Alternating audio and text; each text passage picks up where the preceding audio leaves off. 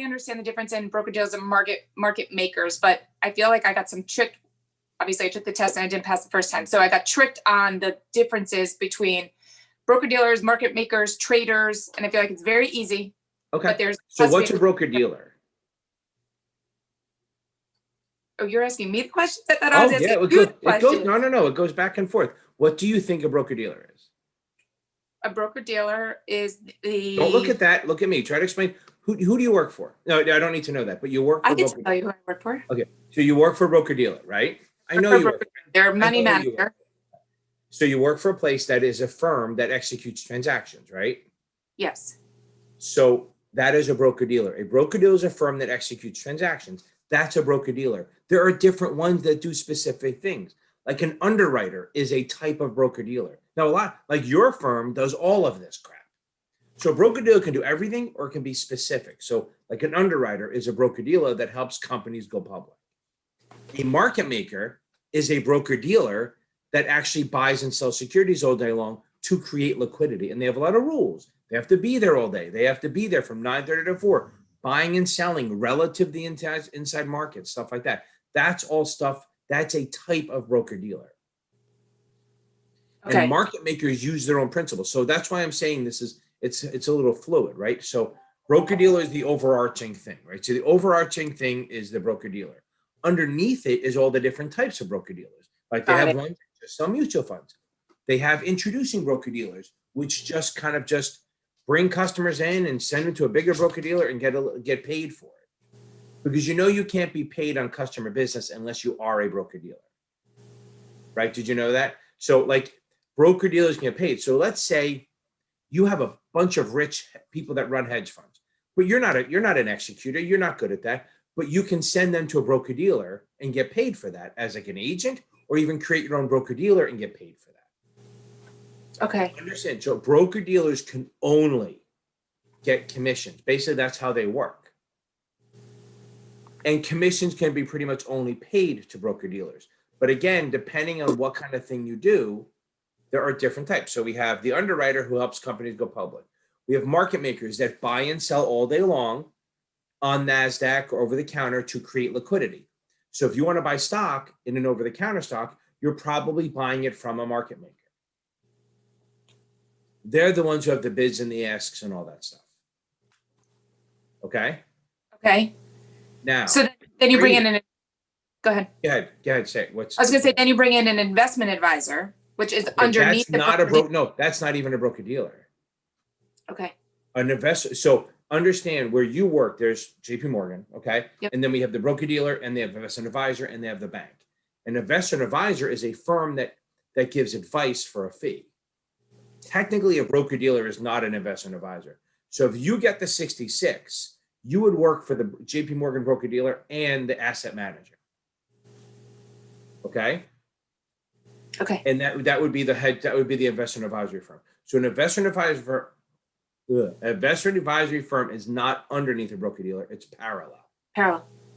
Okay. There's a market maker underneath the broker dealer. Yes. Okay. Investment advisors are just investment advisors. They give advice and you pay them for their advice, or they manage your portfolio. Okay. Okay. So like you could come in and say, listen, I got a friend who has $1 billion and he wants you to manage it for him, and we'll just charge him, $1 million, $100,000 a year to do it. Okay. That is an investment advisory firm. You're not getting paid per transaction. You're getting paid to manage the portfolio. To manage that portfolio.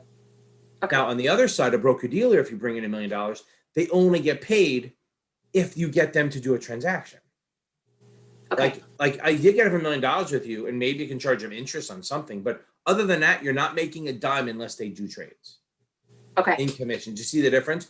Yep. And the problem, there's a conflict there. So this is why I'm building the SA into the 7, into the other stuff. There's a conflict there that if you're a broker dealer and the only way you get paid is if you execute transactions, you're more likely going to execute transactions more than you might, right? Right. So that's where they come up with. That's why a lot of people are moving to the wrap fee or the investment advisory side, because I get paid whether I do transactions or not. And actually, if I grow your portfolio, I make more money because I'm getting a percentage. So on the same page, we're on the same page. Does that make sense? Yeah. That's where this is. Okay. Okay. Okay. And then you mentioned the introducing firms. So the introducing firms versus the clearing firms, right?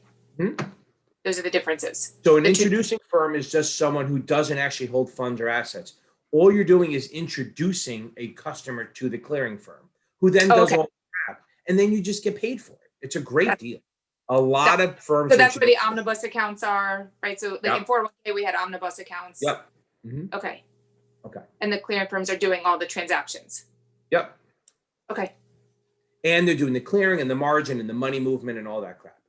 So And that's what they call a general BD or a clearing firm, right? And the introducing firms just introduces them. So what's in it for them? They get rebates. So if they do $100,000 in business, they may get 10 grand in it, or they may get more. But how are they So getting basic- paid if the clearing firm? So are they holding the assets? No. So here's what happens. So let's say you're an introducing broker dealer, call it ABC, and you have a customer that's a hedge fund, and you go, okay, you know what? I'm not going to do the business. I'm not talented enough, or I don't have the infrastructure, whatever it is. You're going to introduce them to JP Morgan, who's going to execute the trades for them. You're going to say, oh, John Hedge Fund, go buy these shares. They will do it. And then JP Morgan will give you a major piece of the commissions that they generate. Because I introduced them to the client. Ongoing. So Okay. that's how, and that's an easy way to make money. Not easy. It's not that easy to do. But the point is, it's less work intensive than being on the clearing firm. Yes. Okay. Got it. Those are my questions for chapter 1. Okay, that's it. So what's a trader, by the way?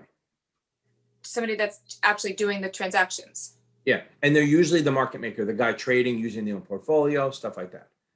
Okay. Do you know the difference between principal and markup? Principal, dealer, markup, agent, broker, commission. That's where the ABC comes in. Yep. So market makers use their principal, which means they use their own money, right? So they charge a markup or a commission? Markup. What if the customer is selling? What do they charge? A commission. Again, no, okay, same scenario, that if the customer is buying, you mark it up. So what if they're selling? Oh, they mark it down. Yeah. Okay. They pay you a little bit less than what they got, they're selling.